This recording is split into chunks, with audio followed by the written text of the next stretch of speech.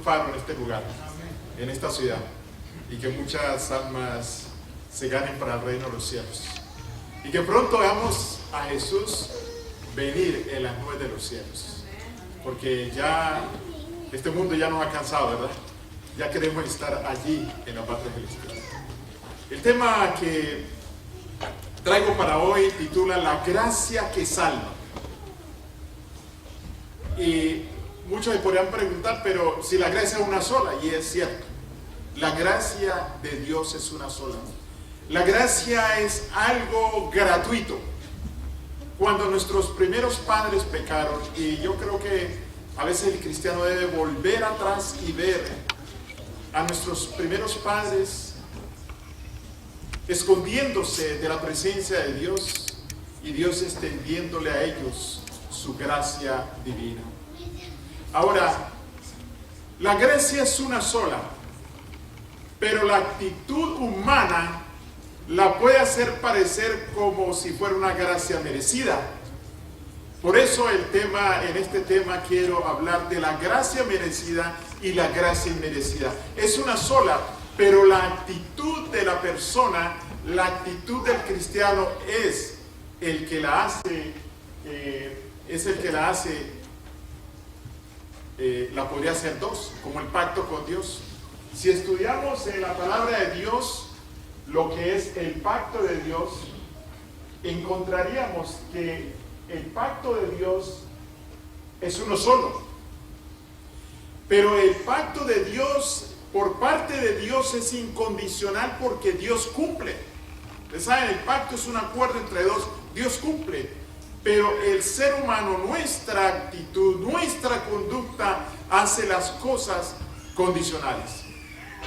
A través del tema podríamos ver lo que vamos a ilustrar, la gracia merecida y la gracia inmerecida, que el ser humano la hace inmerecida con su actitud o la hace merecida. Tenemos el caso de esta mujer.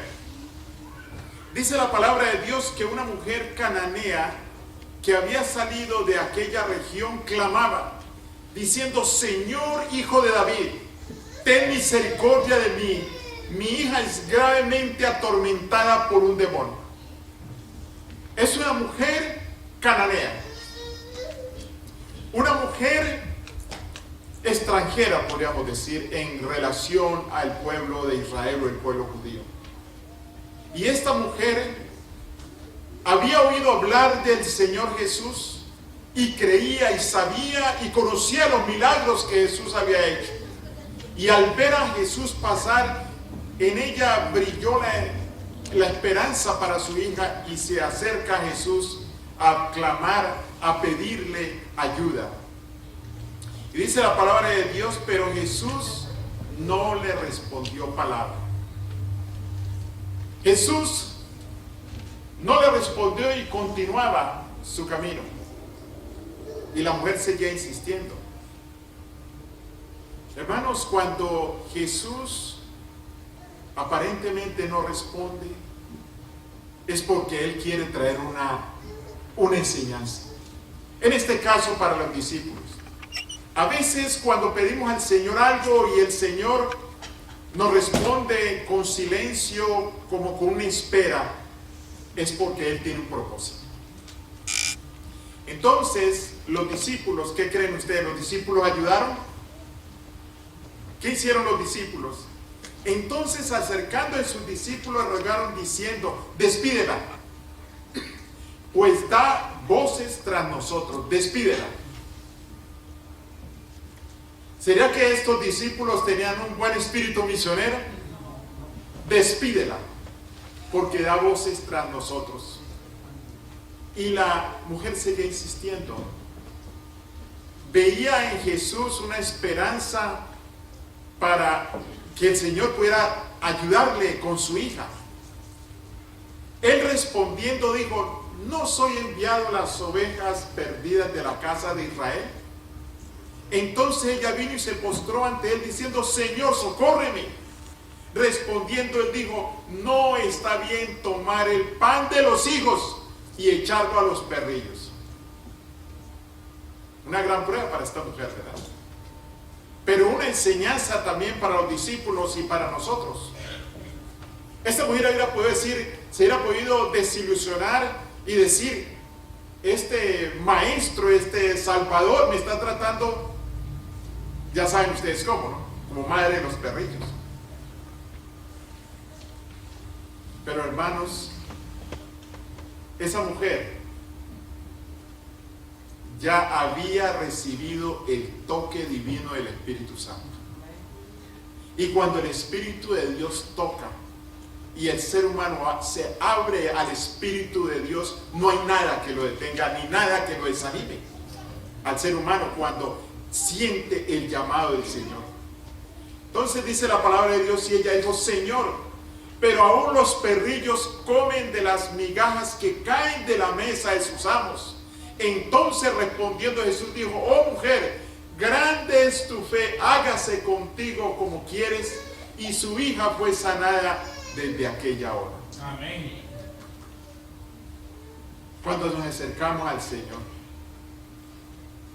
cuando nos acercamos a Dios, debemos de ir con un corazón humillado al Señor, con un corazón humilde al Señor cuando nos acercamos a pedirle. Los fariseos, los judíos tenían otra actitud. Jesús les decía: haced pues frutos dignos de arrepentimiento, y no comencéis a decir dentro de vosotros mismos: tenemos a Abraham como padre, porque os digo que Dios puede levantar hijos a Abraham aún de estas piedras. Algunos fariseos judíos confiaban en su estatus, y hoy en día hay mucha gente que se fía en estatus. ¿Quién soy? ¿Qué títulos tengo? ¿De qué raza soy o qué ciudadanía soy? Y muchos confían en su estatus. Aún más, el que se cree santo y justo confía en su estatus. Podría decir: yo me lo merezco. ¿Sí? Yo merezco las cosas. Podríamos decir, y es un privilegio ser adventista del séptimo día. Podríamos decir: soy adventista y por eso merezco muchas cosas de Dios. Pero no, hermanos, nosotros siempre tenemos que depender humildemente de la gracia de Dios. Sabed, por tanto, que los que son de la fe, estos son hijos de Abraham. Y la Escritura, previendo que Dios había de justificar por la fe a los gentiles, dio de antemano la nueva a Abraham, diciendo: en ti serán benditas todas las naciones. De modo que los de la fe son bendecidos en el creyente Abraham. Los de la fe: en ti serán benditas todas las naciones. Hermanos, la fe. Y Jesús preguntó: cuando el Hijo del Hombre venga, ¿hallará fe en la tierra? ¿Será que con los años y al llegar a los últimos tiempos, la fe en el mundo está aumentando? Hablar de fe hoy para muchos es impopular. Hablar de fe, y hay muchas gentes que no quieren saber nada de cuestiones de fe ni de creencia. Sin embargo, hay personas que están buscando a Dios, que están recibiendo el llamado de Dios y que desean saber algo. Hay algo mejor de lo que ven, hay algo mejor de lo que existe, y eso es una fe en Dios. Es pertenecer a los bendecidos de Abraham. Otro de los ejemplos es que la palabra de Dios nos dice que al entrar en una aldea le salieron al encuentro 10 leprosos, los cuales se pararon de lejos. En aquel entonces, caer en la enfermedad de la lepra era algo terrible. Casi se puede decir que en el mundo moderno la lepra ha desaparecido, aunque quizás pueda haber lugares en el mundo donde puede haber alguien con lepra. Pero en la época de Jesús se considera la lepra como una maldición, que era consecuencia del pecado.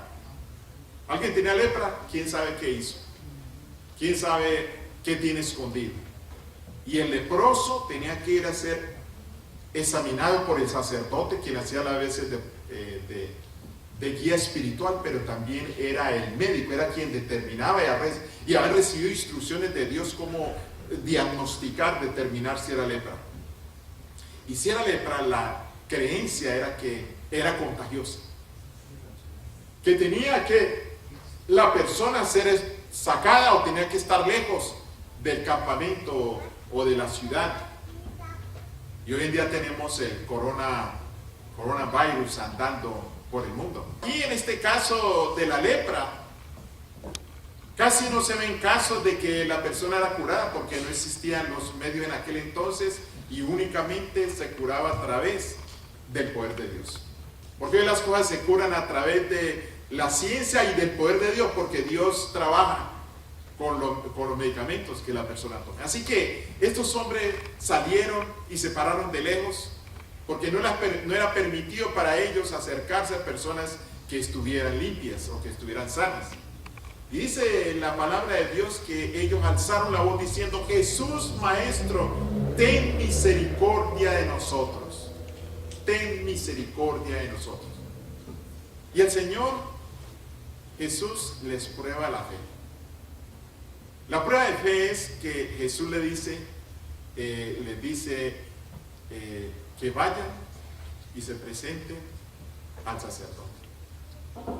Dice, cuando él los vio, les dijo: id, mostraos a los sacerdotes.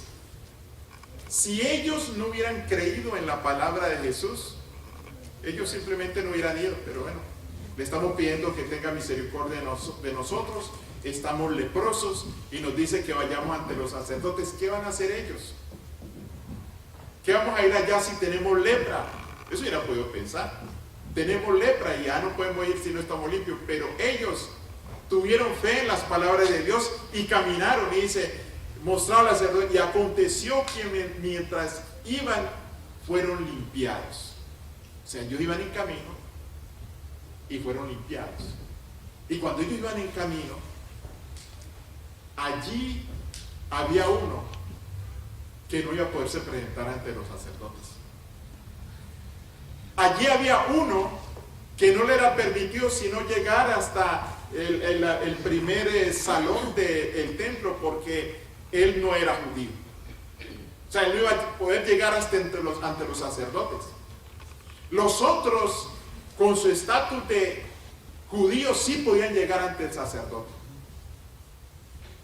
Entonces, como estaban limpios, este hombre se puso a pensar: yo no puedo ir ante el sacerdote. Además de eso, este hombre no se fijó que yo no soy judío. Este hombre no se fijó, aquí hay una equivocación, yo estaba entre ellos y por estar entre ellos fui curado. Yo no soy judío. Y quizás él pensó: yo no me lo merezco. Yo creo que él dijo: no me lo merezco, yo no soy judío. Aquí hay una equivocación, este hombre es muy bueno. Y él regresa a Jesús. Regresa a Jesús y dice la palabra de Dios: entonces uno de ellos, viendo que había sido sanado, volvió glorificando a Dios a gran voz y se postró rostro en tierra a sus pies dándole gracias, y este era samaritano. Los otros también estaban curados. Iban ante el sacerdote para que les aprobara seguir entrando a la ciudad, para que les diera, no sé si daban algún certificado o una seña de que ya estaban limpios. Los otros 9 fueron curados, pero la experiencia es diferente. Algo más que curado pasó con él. Respondiendo Jesús dijo: ¿no son 10 los que fueron limpiados? ¿Y los 9? ¿Dónde están? ¿No hubo quien volviese y diere gloria a Dios sino este extranjero? Y le dijo: levántate, vete, tu fe te ha que salvado. Este hombre obtuvo algo más. No solo la curación física, sino que este hombre, de labios del Salvador, de labios de la majestad del universo, del labio del ser más poderoso, del dueño de la vida, oye las palabras, tu fe te ha salvado. Qué maravilloso, qué privilegio para este hombre. Este hombre consideraba la gracia inmerecida. Lo mismo que la mujer cananea consideraba inmerecida. Pero la mayoría de la actitud de los judíos era que eran hijos de Abraham y que ellos se lo merecían, que eran hijos de Abraham. Mis hermanos, dice la palabra de Dios, si mi pueblo se humillara. Nosotros debemos de ir con un corazón siempre sumiso ante el Señor. Dice la palabra de Dios refiriéndose al siervo sufriente, a Jesús, dice la profecía en Isaías, con todo esto Jehová quiso quebrantarlo, hablando de Jesús, sujetándole a padecimiento. Cuando haya puesto su vida en expiación por el pecado, verá que linaje. Vivirá por largos días y la voluntad de Jehová será en su mano prosperar. Jesús iba a ver linaje. Es cierto que era una minoría la que seguía a Jesús. Y es cierto de que a los suyos vino, ¿y qué pasó con los suyos? Y los suyos no la recibieron. Pero cuando Jesús estaba en la cruz y los discípulos, la mayoría huyeron, solo podríamos decir estaban cerca. Pedro, desafortunadamente, que lo negó, y estaba Juan al lado allí de María, madre de Jesús. Y cuando Jesús está allí y empiezan a decirle, si eres hijo de Dios, baja. Si eres hijo de Dios, baja. Y los ángeles caídos y Satanás atormentando a Jesús. Y la victoria de Satanás era que Jesús no muriera. Él podía levantarse de allí, quitarse de allí. Todopoderoso. No hay otro ser más poderoso que Cristo Jesús, el dador de la vida. Solo la parte humana que tomó fue la que murió porque Él es eterno. Y cuando se le decía que bajara, en hebreo dice que por el gozo puesto delante de sus ojos, Él venció la muerte y murió. O sea, no accedió a la tentación de Satanás a través de la gente que bajara. Jesús allí le pusieron un gozo, pero aparentemente allí no había ningún gozo. Pero sí había un gozo, porque con su mirada profética los vio salvos, por el gozo puesto delante de sus ojos. Y Jesús vio linaje, los que somos de la fe, para honra y gloria de Dios. Dice la palabra de Dios, más vosotros sois que linaje que escogido, real sacerdocio. Hermanos, si leen en Éxodo 19, el pacto que hizo Dios con el pueblo de Israel y que hace con nosotros es de hacernos reyes y sacerdotes, es decir, real sacerdocio. Real sacerdocio, porque cuando el Espíritu de Dios lo recibimos, el Espíritu de Dios, y estamos en el Señor, nosotros podemos decirle no al pecado y podemos reinar. Ya no es el reino de las tinieblas en nosotros, sino el reino de los cielos. Por eso dice en Apocalipsis capítulo 1, dice, y los hiciste reyes y sacerdotes. O sea, el pacto es hacerlos reyes y sacerdotes. Reyes porque reinan sobre la maldad, no la aceptan. Y sacerdotes porque dice la palabra de Dios que presentamos nuestro cuerpo en sacrificio santo al Señor. Y dice, vosotros sois linaje escogido, real sacerdocio, nación santa, pueblo adquirido por Dios, para que anunciéis las victorias de aquel que os llamó de las tinieblas a su luz admirable. Vosotros que en otro tiempo no erais pueblo, pero que ahora sois pueblo de Dios, que en otro tiempo no habías alcanzado misericordia, pero ahora habéis alcanzado misericordia. ¡Qué maravilla! ¡Qué maravilla que, mis hermanos, estamos participando del reino de la gracia! Para un día participar en el reino de la gloria. Y el único es Cristo Jesús, quien nos ayuda, hermanos. Dice, vi en la mano derecha del que estaba sentado en el trono un libro escrito por fuera, sellado con 7 sellos. Y vi un ángel fuerte que pregonaba a gran voz: ¿quién es digno de abrir el libro y desatar sus sellos? Y ninguno, ni en el cielo, ni en la tierra, ni debajo de la tierra, podía abrir el libro, ni mirarlo. Y dice Juan, y lloraba yo mucho, porque no se había hallado a ninguno digno de abrir el libro, ni leerlo, ni mirarlo. Hermanos, cuando se pregunta quién es digno de abrir el libro, dice que no se había hallado, o sea que hay un resumen, no se halló, pero tuvo que haber un proceso de buscar a alguien digno de abrir. Quizás alguien sugirió allí en esa reunión que algún ángel abriera el libro, pero los ángeles no han tenido experiencia del sufrimiento y del dolor y del pecado, no podían los ángeles. Seguramente alguien propuso que lo abriera Abraham, no sabemos, pero Abraham no podía abrir el libro. Hay quienes lo pueden acusar de haber tenido un hijo con la empleada, con la esclava. Alguien pudo sugerir que llamen al hombre más fuerte, a Sansón, pero Sansón tampoco podía, él le gustaba andar en caminos del enemigo, en tierra del enemigo. Y pudieron haber seguido examinando y no se halló a ninguno digno de abrir el libro ni de mirarlo.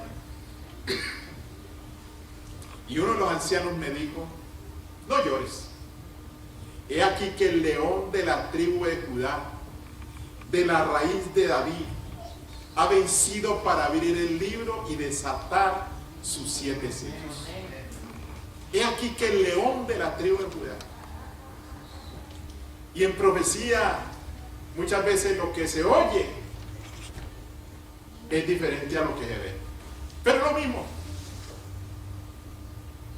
Y nosotros sabemos de que cuando miró Juan, lo que vio fue que un cordero como inmolado. Así que cuando los 144,000 sellados oye, y cuando mira es una gran multitud. O sea que en la profecía lo que se ve y lo que se oye es diferente. Pero lo importante aquí es que Cristo Jesús es digno, es el único. Y es el único que puede ayudarnos, hermanos. Cristo Jesús. Nuestra vida debe ser una vida totalmente cristocéntrica, dependiendo a diario de la persona de Cristo Jesús. Y no hay otro mejor amigo que Jesús. Y no hay otro mejor que Jesús para lo que queramos hacer. El que quiere casarse puede orarle al Señor y decirle: Señor, dame la esposa o el esposo que tú quieres. Y lo que el Señor da es lo mejor para nosotros. Señor, voy a comprar esta casa, ¿la compro o no, Señor? Si nos humillamos, las decisiones que tomamos son bendecidas por Dios, son las mejores. Y el Señor fue el único digno, el Cordero de Dios que quita el pecado del mundo. Nuestra confianza en Él debe ser en Él, no en nosotros mismos. Con frecuencia tenemos experiencia. Yo he tenido experiencia de cuando quiero hacer algo y primeramente confío en mi capacidad, o confío en mi fuerza, o confío en... Muchas veces las cosas no me salen como me salen cuando confío en Jesús. que sea Él. Por eso nosotros debemos de ir diariamente, constantemente ante el Señor Jesús, humildemente, humillados ante Jesús, para que Él nos dirija, para que Él sea quien nos ayude. Como en la oración. Aquí en esta oración, en este pedido que vemos aquí, dice, a unos que confiaban en sí mismos, como justos. Ay, yo quiero decirles que yo le pido al Señor siempre que cuando voy a hablar de su palabra, a predicar, me ponga inseguro, me dé nervios, que no confíe en mí, entonces yo me aferro a Él y Él me bendice. Y Él me bendice. Le digo, Señor, ayúdame. Señor, ayúdame. Y yo recuerdo, y para nosotros es una lección, la experiencia de Moisés. Cuando el Señor le dice que saque al pueblo, dice, Señor, no me hagas sacar este pueblo si tú no vas con nosotros. Si el Señor no va a ayudarnos a hacer algo, si no invocamos su ayuda, no lo hagamos, porque necesitamos la ayuda del Señor. Por eso Pablo decía, todo lo puedo en Cristo que me fortalece. Y no era por decirlo, sino porque Pablo buscaba al Señor de todo corazón. Y aquí vemos esta experiencia. El Señor Jesús dice a unos que confían en sí mismos como justos y menospreciaban a los otros, dijo también esta parábola. Dos hombres subieron al templo a orar. Uno era fariseo y el otro publicano.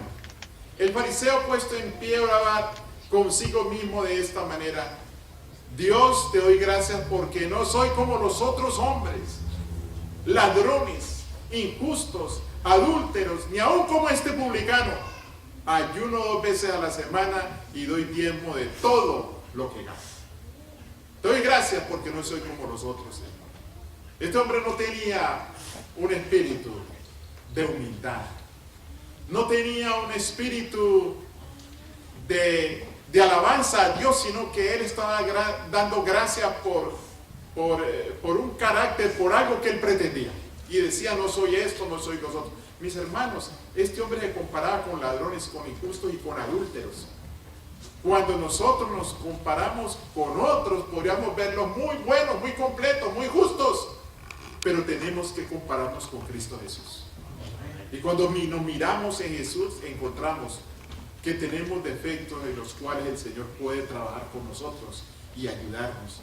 Así que, en contraste, dice la palabra de Dios, mas el publicano, estando de lejos, no quería ni aún alzar los ojos al cielo, sino que se golpeaba el pecho diciendo: Dios, sé propicio a mi pecador.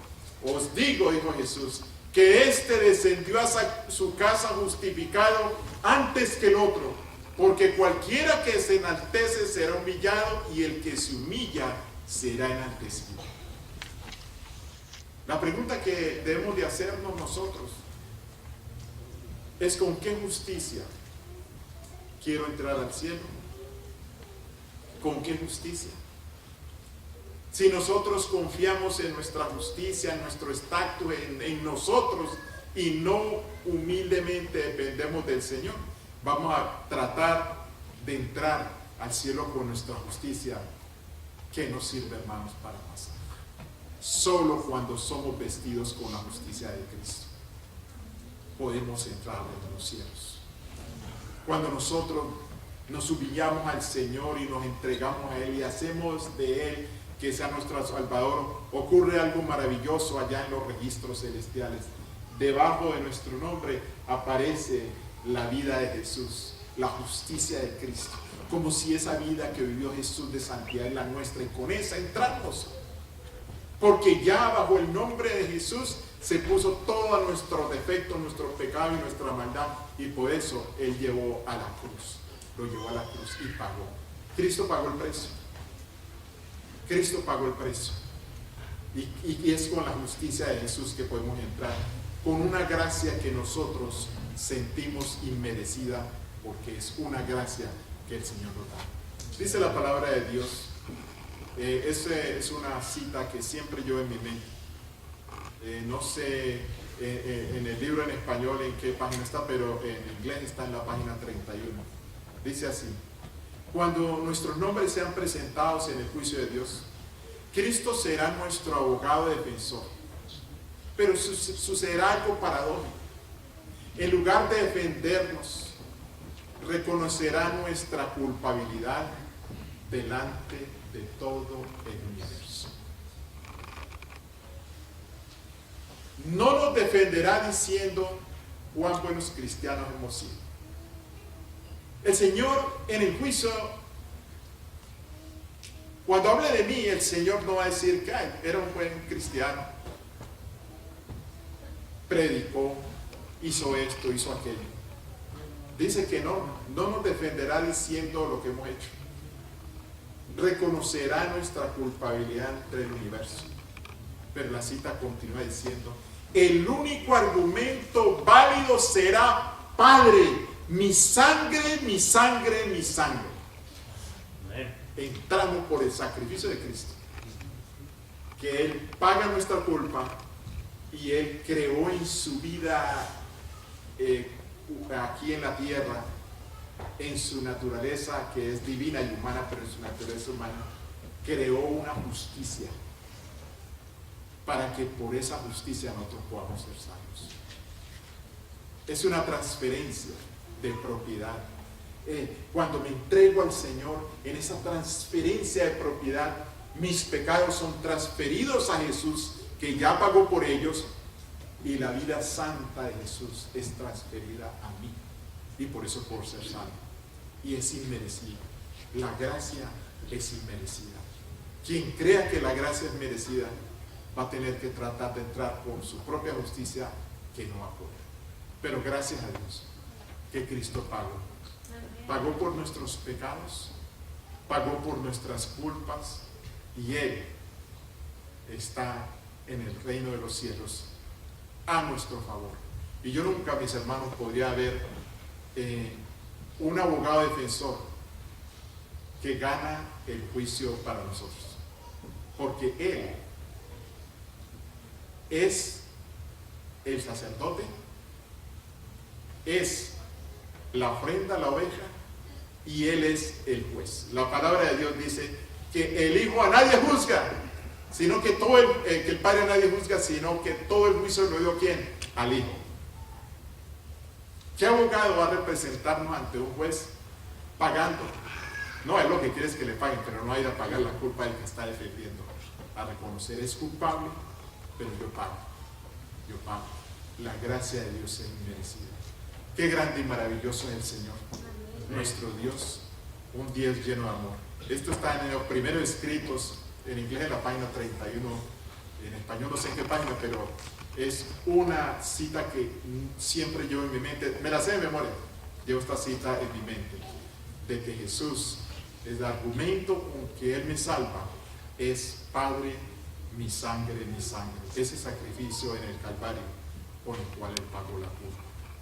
Mis hermanos, Dios quiera que nosotros cada día vivamos una vida llena de fe, buscando al Señor.